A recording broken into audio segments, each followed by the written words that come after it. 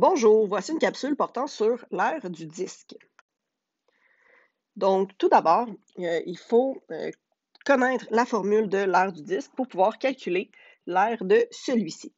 Donc, ce qu'on peut faire comme constatation, c'est que le polygone régulier ressemble beaucoup au cercle.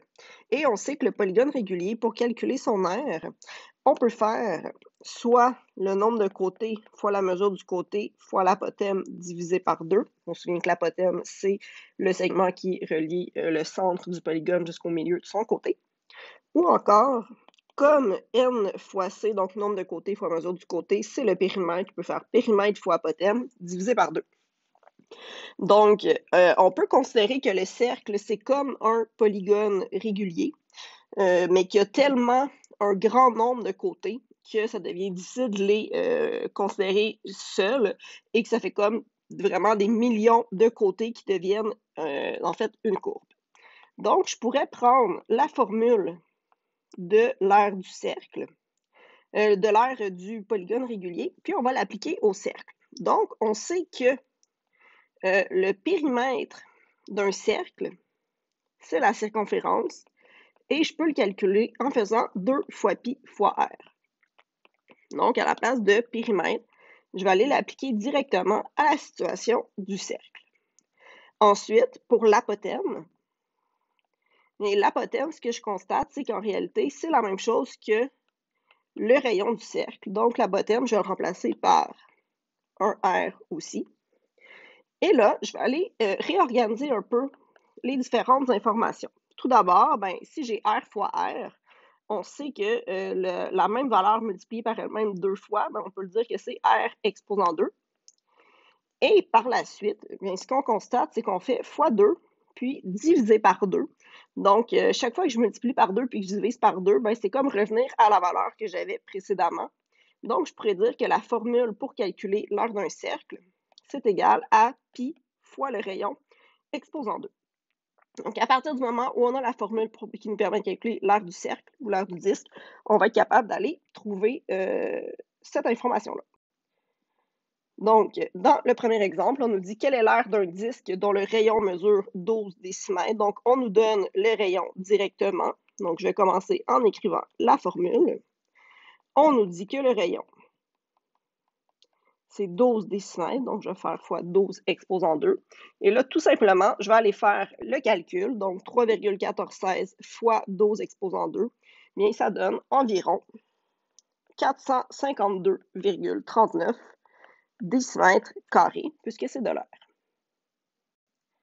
Dans le deuxième exemple, on nous dit que le cercle a un diamètre de 16,5 mm et on veut déterminer l'aire du cercle.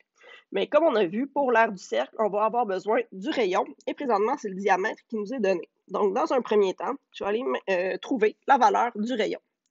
On sait que le rayon d'un cercle, c'est la moitié du diamètre. Donc, ce que je vais faire, c'est que je vais faire 16,5 divisé en 2 et ça va me permettre de trouver 8,25 mm. Par la suite, je vais être capable de calculer l'aire du cercle en effectuant pi fois le rayon exposant 2. Donc, 3,1416 fois 8,25 exposant 2. Et si on fait le calcul, on obtient 213,83 mm carrés en arrondissant au centième. Pour l'exemple suivant, on nous demande de déterminer l'aire d'un disque connaissant la circonférence qui est de 50,8 mètres.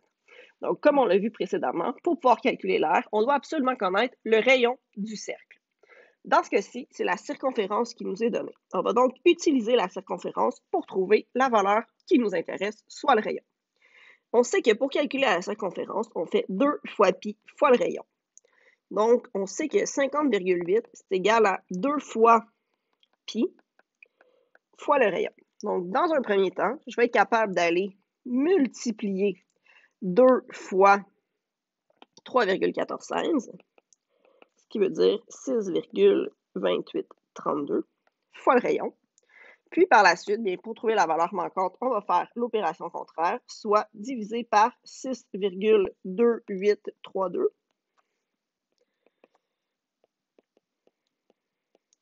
Et ça va nous permettre de trouver que le rayon vaut environ 8,09 mètres. À partir du moment où j'ai trouvé le rayon, je vais être capable de calculer l'aire de ce cercle, la formule étant pi fois le rayon exposant 2. Donc, 3,1416 fois 8,09 exposant 2. Et on va trouver une réponse qu'on va arrondir, soit environ 205,61 mètres carrés. Et finalement, pour le dernier exemple, on nous dit que le R majuscule désigne le rayon du grand cercle, puis le R minuscule le rayon du petit cercle. On nous demande de calculer l'aire de la région colorée, sachant que le grand rayon est de 10 cm et que le petit rayon est de 6 cm. Donc ici, si on regarde la partie qui est colorée, on voit que c'est le contour du cercle blanc. Et quand on considère les rayons qui nous sont donnés, on constate qu'on a un grand cercle et qu'on a un petit cercle. Donc, si je veux avoir la partie qui est colorée, dans un premier temps, je vais devoir m'intéresser à l'aire du grand disque. Une fois que j'aurai l'aire du grand disque, mon objectif, ça va être de soustraire l'aire du petit disque, donc la partie blanche.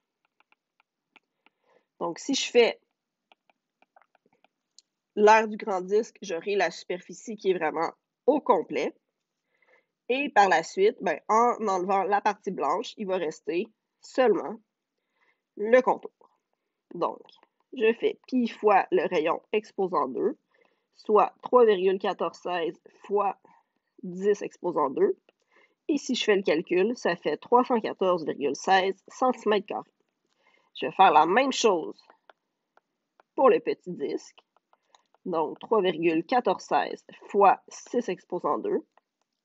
Et si je fais ce calcul, j'obtiens 113,1 cm². Puis finalement, pour l'aire de la partie colorée, je vais pouvoir faire l'aire du grand disque moins l'aire du petit. Donc, 314,16 moins 113,1, ce qui me permet d'arriver à 201,06 cm². Merci!